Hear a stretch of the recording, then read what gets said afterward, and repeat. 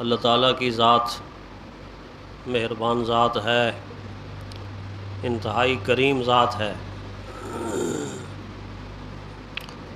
اللہ تعالیٰ نے مجھے اور آپ کو اپنی کتاب میں یہ حکم فرمایا ہے کہ ہم اس کو یاد کرتے رہیں اور مسلسل یاد کرتے رہیں، اور یہاں تک بھی فرما دیا کہ اگر تم یہ چاہتے ہو کہ میں تمہیں یاد کروں،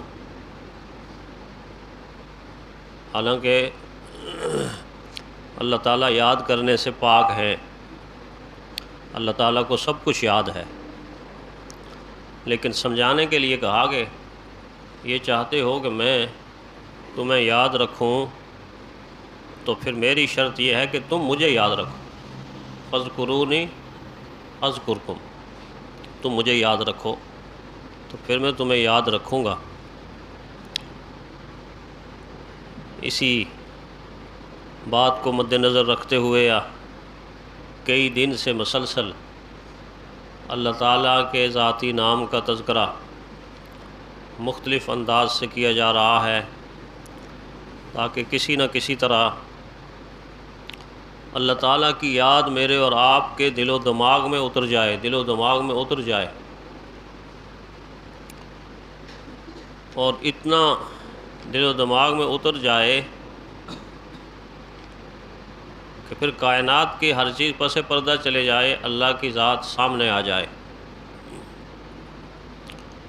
اسی لیے اللہ تعالیٰ کی ذات کے حوالے سے یہ جملہ اکثر ہم سنتے ہیں نا، یہ کائنات اللہ تعالیٰ کا کارخانہ ہے، اللہ تعالیٰ کا کارخانہ ہے، اور اس میں مسلسل تبدیلیاں ہوتی رہتی ہیں، تغیر ہوتا رہتا ہے۔ یہی فرق ہے خالق میں اور مخلوق میں، کہ اللہ کی ذات وہ ذات ہے جس میں تغیر نہیں ہے، تبدل نہیں ہے۔ مخلوق وہ ہوتی ہے جس میں ہر آن، ہر لمحہ، ہر لحظہ کوئی نہ کوئی تبدیلی پیدا ہوتی رہتی ہے، کوئی نہ کوئی تبدیلی پیدا ہوتی رہتی۔ اور اس کارخانے میں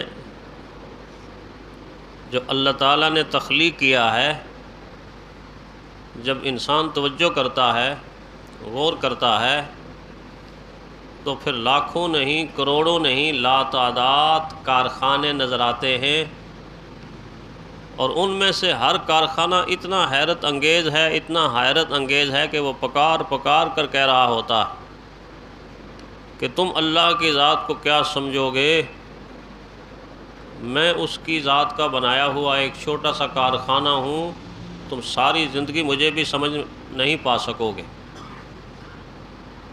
سورج اللہ تعالیٰ کی لگائی ہوئی ایک خوبصورت فیکٹری ہے، کارخانہ ہے، جس میں لاکھوں ٹن مادہ روزانہ استعمال ہو کر روشنی میں تبدیل ہو رہا ہے۔ کبھی سوچا ہے کہ کب سے ہے، روزانہ ہم دیکھ رہے ہیں، ہمارے باپ دادا دیکھتے رہے، گزری ہوئی ساری نسلیں انسانی دیکھتی رہی، دیکھ رہے ہیں، دیکھتے رہیں گے جب تک اللہ چاہے گا۔ اتنا بڑا سیٹ اپ، اتنا بڑا حیرت انگیز نظام کہ جس میں ذرہ برابر فالٹ نہیں آیا ہے، روزانہ اسی طرح نظر آ رہا۔ گائے کو دیکھتے ہیں کہ نہیں دیکھتے؟ چھوٹا سا اللہ کا کارخانہ ہے، چلتا پھرتا کارخانہ ہے، جو چارے کو، گھاس کو، پتوں کو کس طرح گوشت اور دودھ کے اندر تبدیل کر کے مجھے اور آپ کو فراہم کر دیتا ہے۔ اس کا اپنا نظام نہیں ہے، یہ اس کے اندر ایڈجسٹ کیا گیا ایک نظام ہے، جس نظام کے تحت وہ کارخانہ چلتا ہے، اور مجھے اور آپ کو دودھ بھی ملتا ہے، گوشت بھی ملتا ہے، اس کے علاوہ اور فائدے بھی ہوتے ہیں۔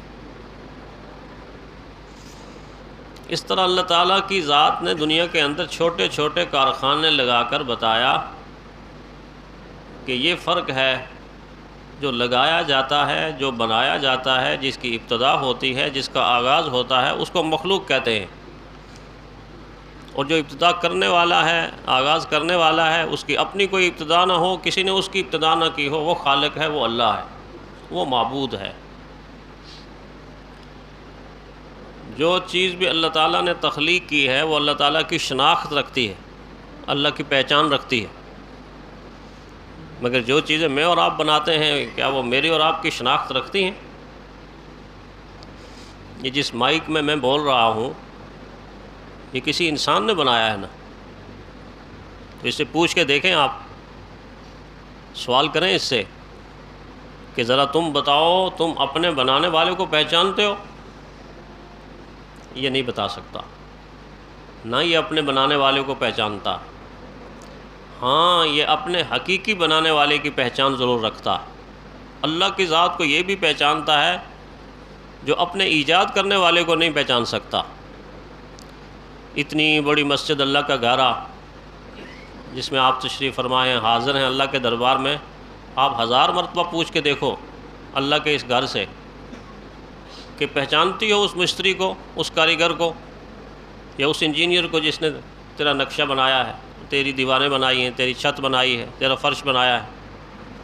یہ اپنے بنانے والے کو نہیں پہچانتی، لیکن جب اللہ اس سے سوال کریں کہ مجھے پہچانتی ہو، تو پھر جواب ہاں اللہ آپ کو پہچان، میں تو آپ کا گھر ہوں، میں تو آپ کا گھر ہوں، لوگ میرے اندر آ کے آپ کا نام پکارتے ہیں، یاد کرتے ہیں، تیری عبادت کرتے ہیں۔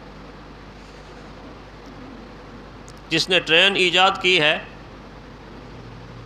وہ ٹرین کے آگے کھڑے ہو کے اگر یہ کہہ دے نا کہ میں نے بڑے جذبے سے تجھے بنایا ہے اور بڑے شوق سے تجھے بنایا ہے اور لوگوں کے بڑے فائدے کے لیے تجھے بنایا ہے، لیکن اتنی مہربانی تو کر، بنانے والا میں ہوں، انسان نے بنائی ہے نا ٹرین، تو مجھے نقصان نہ پہنچانا، ذرا مجھے نقصان نہ پہنچانا۔ وہ دونوں ہاتھ جوڑ کے ٹرین کی پٹڑی کے اوپر کھڑا ہو جائے اور کہ مجھے نقصان نہ پہنچانا، مجھے نقصان نہ پہنچانا، تو بھاگتی ہوئی ٹرین ہے جو کراچی سے آتی ہے اور اسلام آباد تک جاتی ہے، وہ اس کے کچل کے ہڈیوں کا کچمبر بنا کے گزر جائے گی۔ وہ اپنے بنانے والے کو نہیں پہچانتی، لیکن وہ اپنے خالق کو پہچانتی ہے، اللہ تعالیٰ کو پہچانتی۔ اللہ کے حکم پر 1 سیکنڈ میں وہ رک جائے گی۔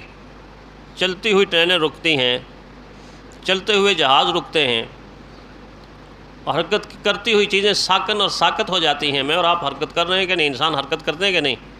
کتنے سیکنڈ کے اندر ایک چلتا پھرتا جیتا جاگتا دیکھتا سنتا اٹھتا بیٹھتا دوڑتا بھاگتا انسان 1 سیکنڈ کے اندر جامد ہو جاتا ہے، ساکن ہو جاتا ہے، رک جاتا ہے۔ کون ہے اس چلتے پھرتے انسان کو روکنے والا اور ساکن کرنے والا؟ جس نے اس کو حرکت دی تھی اسی نے اس کو ساکن کر دیا ہے، اسی نے اس کو ساکن کر دیا۔ تو میں عرض کر رہا تھا کہ اللہ نے اس کائنات میں چھوٹے چھوٹے کارخانے لگا کے مجھے اور آپ کو غور و فکر کی دعوت دی ہے کہ سوچو سوچو سوچو۔ میں بھی تو یہی کوشش کر رہا ہوں اتنے دنوں سے۔ اس نام کو مختلف انداز سے بیان کرنے کا مقصد کیا ہے؟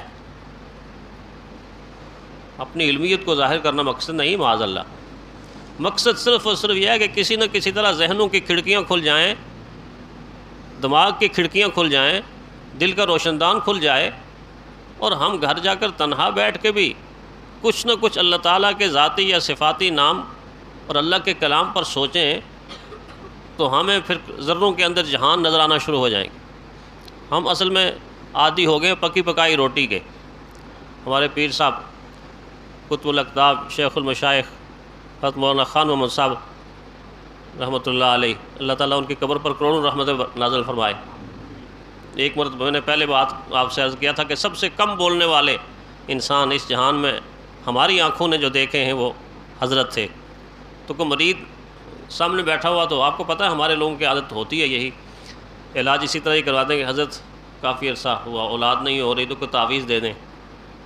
تو حضرت رحمۃ اللہ علیہ کی عادت مبارکہ یہ تھی کہ بعض دفعہ کوئی بات بہت کم کرتے تھے اور مسکراہٹ چہرے پر آتی تھی ہلکی سی، تو وہ ایک کتاب ڈائری سامنے تھی، اس ڈائری میں کچھ تعویذات تھے جس اللہ کا کلام لکھا ہوا، تو ایک تعویذ اس کے ہاتھ میں دیا اور اپنی زبان میں سادہ زبان میں کہنے لگے یہ لے جاؤ، اس کو استعمال بھی کرنا ہے لیکن کچھ خود بھی ہل جل کرنی ہے.